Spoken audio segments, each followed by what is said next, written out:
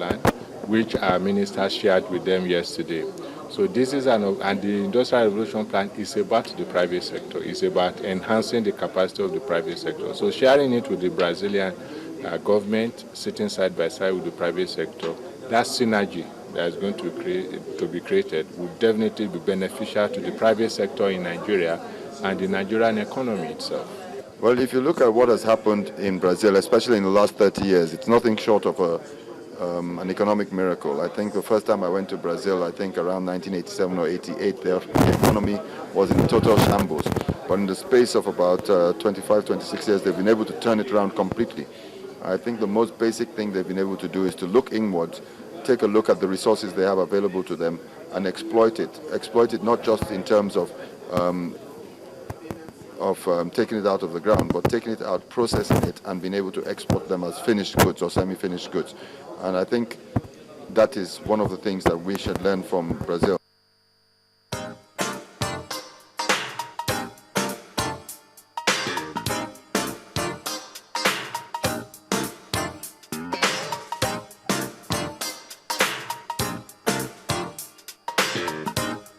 Welcome back. Those were significant impressions captured during the highly successful visit to Nigeria by a team of Brazilian business delegation. During the course of the program, you saw their interaction with various government agencies saddled with the responsibilities of attracting businesses to the country, as well as their interaction with some entrepreneurs in Nigeria. In subsequent edition of the program, we will bring you the progress report on outcome of their interactions. It's on this note that will conclude this week's edition of Wealth Creation Through Industrialization. I am Hadiza Olaoshebikon. It's good evening and have an enterprising week.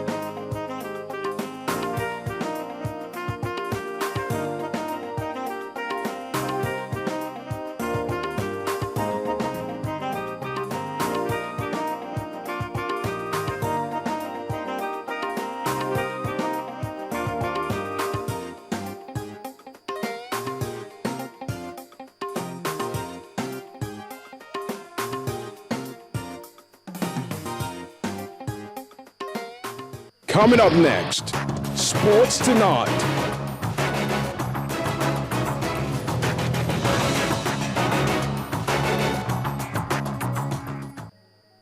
Ladies in white with stylish umbrellas at their business. The object of their attention is fish.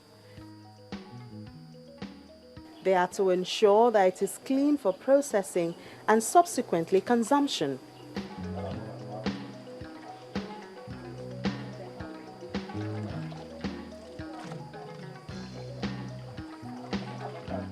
Although this is a normal process followed in homes, the slight difference is in the cautiousness to cleanliness and the packaging.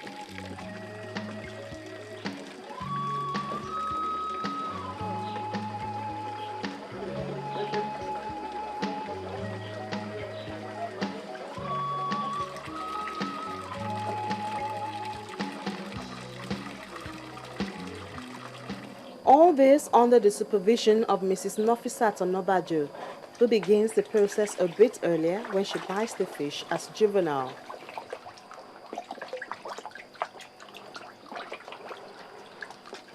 And when we get the fish at juveniles, we feed them for 3 months with school pens. We use school pens to feed our fish. We feed them for 3 months. And we feed them twice in a day, morning and evening.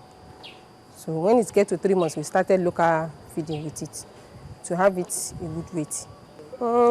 If you use local food from the beginning, the fish will not grow well. because of the nutrients in the imported feed. It's more nutritious than the local one. The local ones is a sinking feed, but while the imported is floating. And for those smaller fish, it's better you started with floating so that they will grow in time.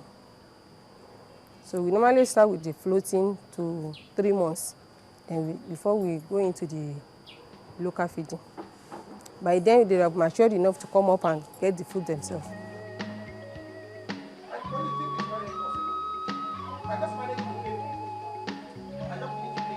After the cleaning, the fish goes into the oven where mild heat is applied. It is left there for about 4 days, after which it is packaged for supplies.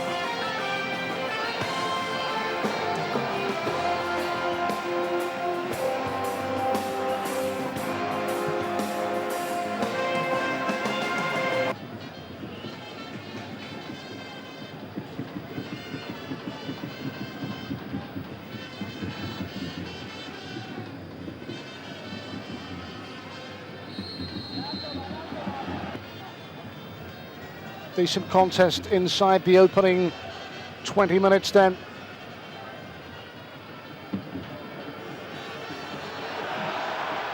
It's the first real chance. Superbly taken. And he keeps up this tremendous scoring record.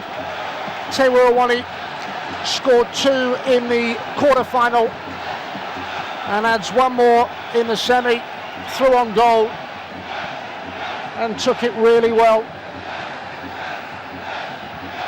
Sweden defensively caught out the through ball and the first time finish.